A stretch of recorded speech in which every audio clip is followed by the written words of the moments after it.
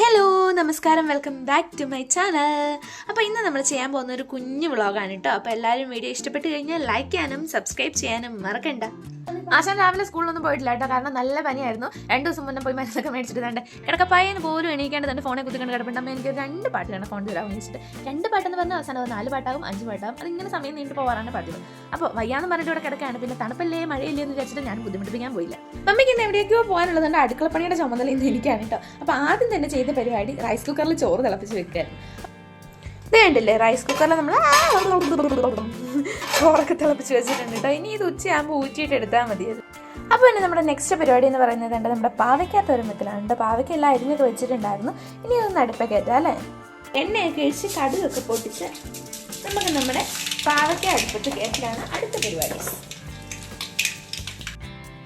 അങ്ങനെ കടുകൊക്കെ പൊട്ടിച്ച് നമ്മൾ സാധനം അടുപ്പത്ത് കയറ്റിയിട്ടുണ്ടായിരുന്നു കേട്ടോ.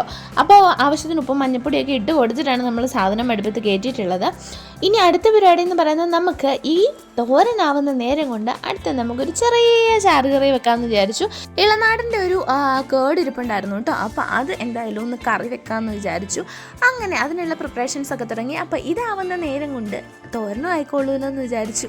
അപ്പോൾ എന്തായാലും വേഗം അതിനുള്ള പരിപാടീസൊക്കെ തുടങ്ങി. മഴയാകുന്നതുകൊണ്ട് എപ്പോൾ കറണ്ട് പോകുമെന്ന് പറയാൻ പറ്റില്ല. അതുകൊണ്ട് വേഗം തന്നെ സാധനങ്ങളൊക്കെ അരച്ചെടുത്തു കേട്ടോ. എന്നിട്ട് വേഗം തന്നെ മോരൊക്കെ അടുപ്പിട്ട് കയറ്റി കടുകൊക്കെ പൊട്ടിച്ച് മോര് കറി ആക്കിയിട്ടുണ്ടായിരുന്നു. ഈ സമയത്ത് കാശിയുടെ സൗണ്ട് ഒന്നും കേൾക്കാനില്ലാണ്ട് ചെന്നും നോക്കിയപ്പോൾ അതാ ആൾക്ക് ഞാനൊരു ബോക്സിംഗ് കിറ്റ് മേടിച്ച് കൊടുത്തിട്ടുണ്ടായിരുന്നു കേട്ടോ. അതേ കിടന്ന് ഭയങ്കര കലാപരിപാടിയാണ്. മരുന്നൊക്കെ കുടിച്ച് ഒന്ന് തല പൊക്കാറായപ്പോഴത്തേക്കും ദാണ്ട് കലാപരിപാടി തുടങ്ങിയിട്ടുണ്ടായിരുന്നു. പുറത്തേക്ക് നോക്കിയപ്പോൾ അതാ നല്ല അടിപൊളി മഴയായിരുന്നു. അപ്പം നിങ്ങളുടെ നാട്ടിലും മഴയൊക്കെ തന്നെ ആയിരിക്കൂലേ? വയനാടൊക്കെ എന്തൊക്കെയാണ് സംഭവിച്ചിരിക്കുന്നത് ഓർക്കുമ്പോൾ തന്നെ പേടിയാകുന്നു.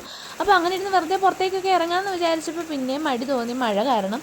പിന്നെ ആ കൂട്ടത്തിൽ ഞാൻ വേറൊരു സൂത്രം കൂടെ കാണിച്ചു തരാം കേട്ടോ. നമ്മുടെ റോഡിൻ്റെ ഇവിടുത്തെ ഇല്ലിയൊക്കെ ഇതേണ്ട നേരെ ഇരുന്ന് വഴിയിലേക്ക് കഴിഞ്ഞ മഴയത്ത് വന്നിരുന്നതാണ്. ഞാൻ അതിൻ്റെ എന്തോ ഒരു ഷോർട്സ് ഒക്കെ ഇട്ടിട്ടുണ്ട്. അവിടെ നിന്ന് ഇനി വീട്ടുകാർക്ക് പണി വാങ്ങി കൊടുക്കണ്ടെന്ന് വിചാരിച്ചിട്ട് നേരെ വീട്ടിലേക്ക് തന്നെ ഇറങ്ങി പോന്നു കേട്ടോ.